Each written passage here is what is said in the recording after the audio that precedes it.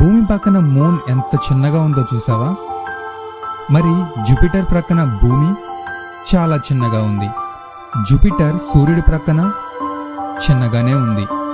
సూర్యుడు black hole పక్కన చిన్నగానే ఉంది. బ్లాక్ హోల్ గ్యాలక్సీ ప్రక్కన అంతకుముందు పెద్దగా ఉన్నది ఇప్పుడు చిన్నగా ఉంది. మరి గ్యాలక్సీ సూపర్ క్లస్టర్ పక్కన చాలా చిన్నగా ఉంది.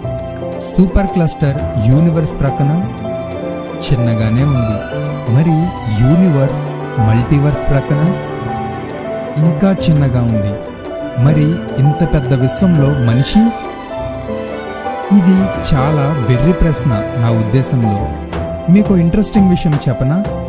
ఇంత పెద్ద విశ్వంలో నలకంత కూడా లేని మనిషిని దేవుడు ప్రేమిస్తున్నాడు. ఆయన కనుదృష్టి ఇంత పెద్ద విశ్వంపై కాక నలకంత లేని మనిషిపై ఆయన దృష్టి ఉంది. ఇంత పెద్ద సృష్టిని ఎవరి కోసం సృష్టించాడు ఆయన?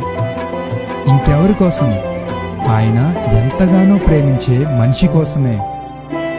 దేవుడు నన్ను ప్రేమించట్లేదని నువ్వు ఇకపై అనగలవా? మన దేవుని ప్రేమ ఎంత పెద్దదో చూసావా?